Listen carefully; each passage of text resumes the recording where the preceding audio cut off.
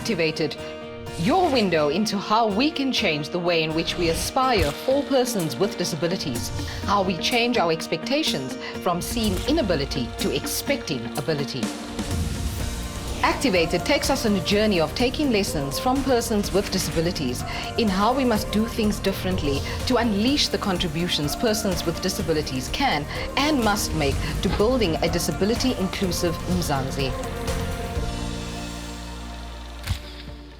Hello and welcome to Activated with me, your host, Taryn Tomlinson.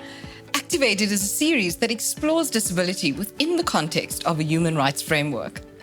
Persons with visual disabilities are assumed to have no interest in the visual arts based on their loss of sight. But not being able to see doesn't mean that one loses one's appetite to participate in visual arts and activities such as the cinema, television, and exhibitions. Watching movies, seeing what is happening around you at events is an enabler for socialization, knowledge creation, and self-actualization. Imagine your eyes are closed and you're listening to a movie. Suddenly, there's a silence. Then you hear other people around you laugh, but you have no idea what they're laughing about. Can you imagine that sense of exclusion?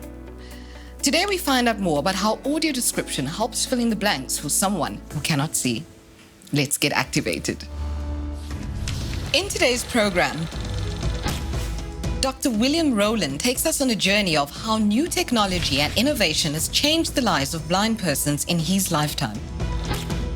We visit Shakila Maharaj in Durban, and she explains why audio description is empowering for blind people to facilitate joy, belonging, and participation. Jeremy Upperman, our studio guest, elaborates on how we can and must break stereotypes and discusses some of the latest innovations and developments for blind persons.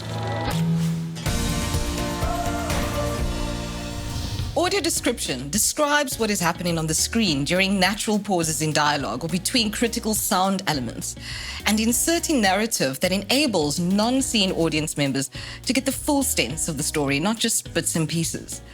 In our first insert, activist, poet, writer, and businessman William Rowland takes us on a journey of how new technology and innovation has changed the lives of persons with disabilities in his lifetime. Let's meet him.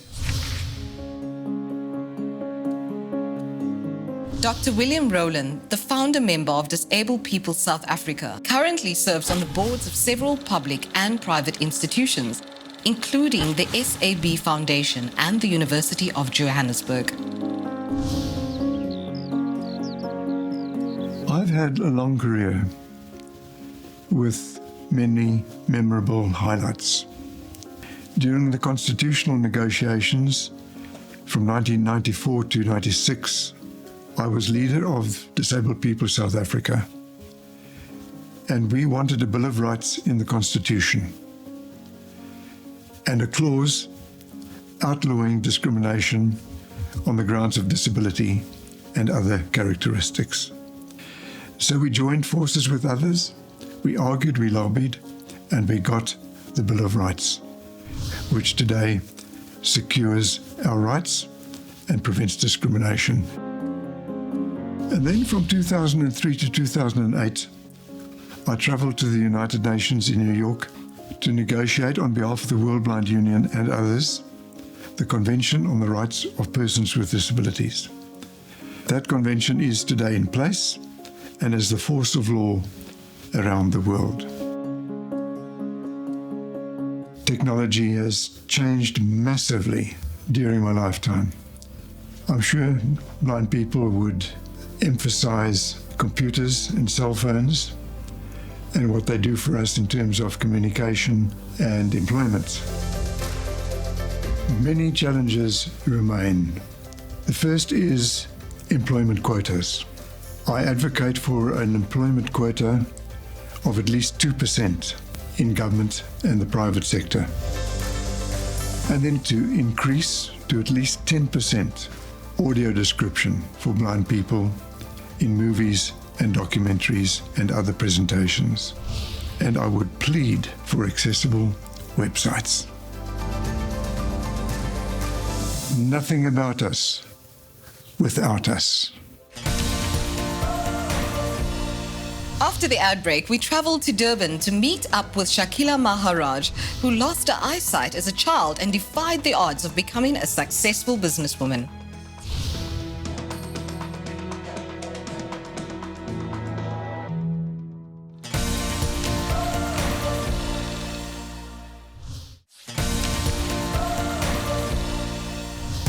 Welcome back. Jeremy grew up in Cape Town, South Africa. After graduating from UCT in 1987, Jeremy worked as a marketer of leading-edge people development and training services and products. Jeremy formulated his mantra, disability, integration, preparation. Jeremy lives in Claremont, Cape Town, with his wife Jackie and their children Saskia and Benjamin. Welcome, Jeremy, and thank you so much for joining us. When I was looking on your website, I came across a humor page and I found one story particularly funny of your guide dog, Barkley. Would you mind telling us about that story? Yeah, certainly. That was my first guide dog, Barkley. That was a long time ago. I got him in 2007. And in this particular incident that I think you're referring to, and I actually commissioned a couple of cartoons around that, was going into a public service building, and the reception person said in quite a strident voice, he says, I'm sorry, sir, dogs aren't allowed. And I said, no, you don't understand. This is a guide dog. He can come in. And he said, quick as a flash. I was most impressed. And he said, no, sir, it doesn't matter what breed of dog it is. He still can't come in.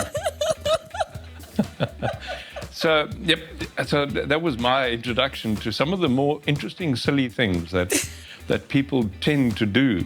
No, absolutely. I mean, people can say things that even as a person living with a disability, you just have to laugh because it's really just so out there and funny. Absolutely. And the trick is to look for the funny side, really. You know, the temptation is to get angry. So one of the things that you mentioned, that your focus of work is that you are a disability inclusion specialist. Can you perhaps elaborate on that a bit for us? Sure. The point of disability is that we're an outlier. We have been separated from society for centuries. There's a whole range of barriers that are presented, often thoughtlessly. There's no thought.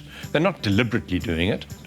And so that's what a disability inclusion consultant does, is it identifies what are the things we can change to ensure that persons with disabilities can easily enter into society and in a completely normal way. And how would you use technology and innovation to do that? It's a big player. From a blind point of view, the computer is our biggest ally, is our biggest machine that we use. And the computer speaks to us. So we have what's called screen reading software, or if you are visually impaired, you can use zooming software. You know, I used ZoomText for 20 years before my vision became too poor, and I had to cross over to what's called screen reading software. So I hear what you're seeing on the screen. Yes, so I heard you on your phone earlier on. You took a call and then you said, well, there's something, you know, you've actually got a hearing aid in your ear, which is picking up the device. That's right. That means that we have a great deal more access to stuff, you know, media, documentation. I mean, my entire office is on my phone. People think of excluding people who are blind. Oh, they can't possibly do that. Well, actually, be surprised. We can do quite a lot of things. Yeah, absolutely.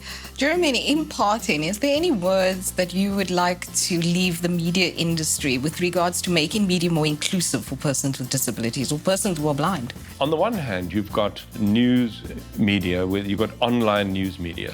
Very often, the dynamics of the site aren't particularly accessible, which they ought to be. So a button isn't actually a button. A link isn't actually a link. In other words, and things aren't labeled. So it's actually hard to manipulate, hard to drive. And that's very, very annoying. So you tend not to visit those sites. Way more attention needs to be paid on international guidelines around accessibility for that. When it comes to television, for instance, and film, the concept of audio description is paramount. It's absolutely, I'll give you a great example. My octopus teacher. Yes. I was able to watch, and I loved every second of it because it was very, very well audio described. Because it's very visual. I mean, I've watched it as well. It's extremely visual, apparently.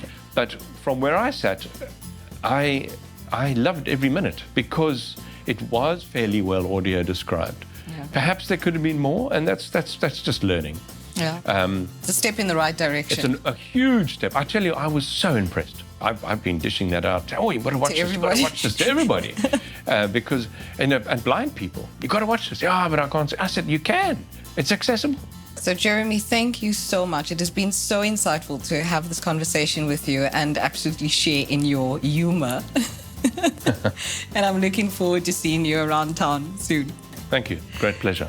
And now, Durban is our next stop, where we will be meeting with Shakila Maharaj, who will explain to us why audio description is so empowering as an added approach for blind people to facilitate joy, belonging, and participation.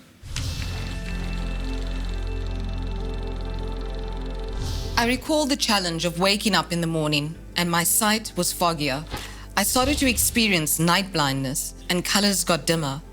But I just adjusted and carried on, she said. Born sighted, but when she was 8 years old, she fell down a flight of stairs, which led to the damage of the optical nerve. Shakila Maharaj epitomizes the title of a woman of courage. So I went blind in my early 20s. I completed metric, went on to university in South Africa, and then got a scholarship to Columbia University in New York, became an organizational psychologist and got registered with the Health Professionals Council in South Africa. Then in 2004, I got into the corporate world. The challenge was that clients expected me to be an authority on disability rather than the field in which I had trained in.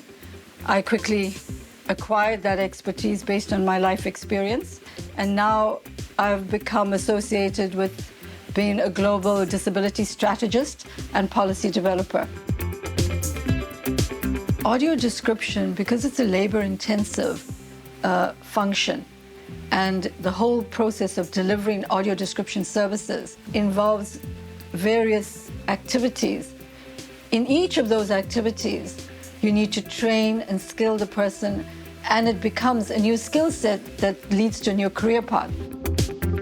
The first thing we do when we develop an audio description script is that we load the film, or we watch the film and we index the film. That's where we take stock of the characters and we take stock of, distinguishing features of film itself, like noticeable locations and popular landmarks, just so we can localize the film for the viewers. After that, we load the film into the program that we write on, and we start writing our lines. Close view of frothing water gushing from behind long green foliage. I think there's nothing wrong with that. It fits, it's accurate. The biggest challenges when it comes to audio description is the lack of understanding and awareness around this medium by which blind persons need to access the visual world. So given that, we've got to create greater awareness across the relevance of audio description. Blind persons live in a visual world alongside everyone else. We need to understand that visual world. We need to understand spatial dimensions. We need to understand color, shape, distance. And given that, audio description is the only means by which we get that understanding. This journey has been totally charmed because from the outset, I have met angels all the way. It's through that we as persons with disabilities, and in my case specifically, your ability to achieve, to function, to advance, all relies on an interaction with others. Persons with disabilities, just like everyone else, are connected.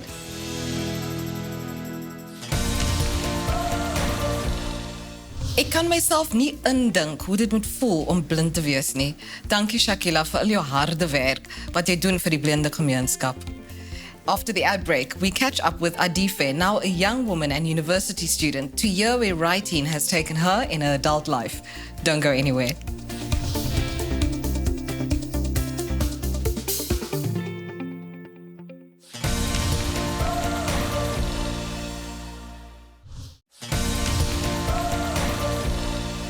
Welcome back. Today we are discussing audio description, the enabler that provides the context and therefore the depth of understanding and participation for persons with visual impairments. In our weekly bulletin, we visit Blind SA, who equip blind people with the skills they need to participate in society. This includes the support to live without assistance and to socialize fully and independently. Recently, they partnered with Bookshare, and together they are making reading easier.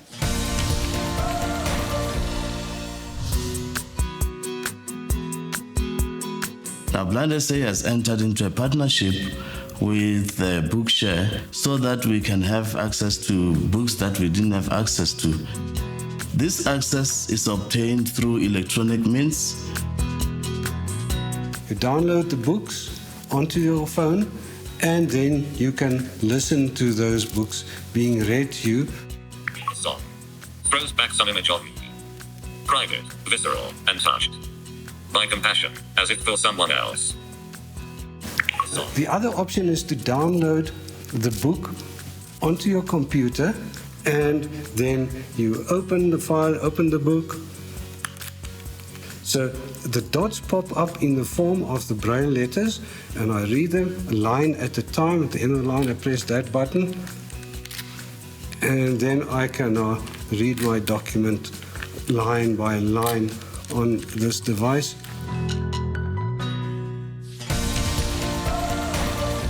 This is so inspiring for our next generation of visually impaired youth to grow up in a world in which technology makes it possible for them to access knowledge. Adife, born in Nigeria, enrolled at the Princehof School for the Blind as a grade 1 learner. She wrote and published her first book by the age of 12, and during nights wrote and brailled short stories for fellow learners to take home during the holidays. This led to a whirlwind of activity, meeting both the presidents of South Africa and Nigeria, launching her very own foundation, building a school for disabled kids in Nigeria, and winning several awards. Let's meet her. Hello, Adife, and welcome to our show. It's such a great privilege for me to be able to chat with you today. Now, Adife, you were born in Nigeria, you went to primary school in South Africa, and then you went on to do your tertiary education in the USA. Where do you call home? Well, I really learned to embrace my Nigerian and South African identity. I don't say one without the other at this point. When I'm talking to anyone, I'm always like, I was born in Nigeria, raised in South Africa. So when you went to the United States to study, what was it that you decided to study?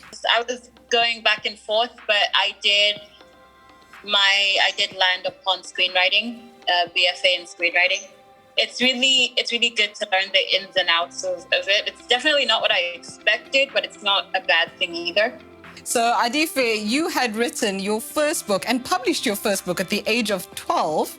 You've met presidents, you've started your own foundation and built a school in Nigeria for blind children. What's next for you? It's only recently that it really dawned on me, everything I've done. I don't even think when I was doing all that stuff that I was really registering it. So I really appreciate the difference I've made, and I want to keep doing as much of that work as I possibly can in my writing. Mm-hmm. That's why I chose screenwriting, because I believe so much in representation in the media especially, and I would love to carry on that path in my writing and creating more visibility for people with disabilities. So Adife, there are so many young people who maybe found themselves, either they were born with a disability or newly became disabled, and yet feel overwhelmed by life. And yet you just seem to keep going, achieving one accolade after the other. What drives your ambition? I always used to say, it's saying that I want to prove people wrong. But then as I grow older, I realize I can't be living for people, but I should live for myself. And I want to be as happy as I can be, and I guess it's the impact that I can have on people like me who didn't really get to see themselves on screen, or didn't get to witness this, or that were told that because of their disability they weren't good enough. Are there any words of encouragement that you would like to leave our viewers, or words of advice for young people with disabilities out there? Don't be afraid to try new things. I feel like sometimes as people with disabilities, we tell ourselves, and people tell us to stick to one thing or stick to the same thing. But don't be afraid to try new things. You know, just be okay with the fact that sometimes it's not gonna work, but you can try again and just live the life that you have to live and that works for you. And it's not impossible. I love that. Just live the life that you have to live. Thanks, Adefe, so much for joining us. We wish you all of the best for your future. Thank you so much. It was so great to do this interview. Adefe is a shining example of confidence and vision in a young woman. We wish you all the best on your journey, and I know we'll be hearing your name again on bigger platforms of influence. We have come to the end of yet another enlightening episode of Activated. I hope you've gained a better understanding of the importance of audio description for persons with disabilities. And to end our show, Sifikile's disability did not stop him from fulfilling his dream of becoming a musician. Tot volgende keer. Tot ziens.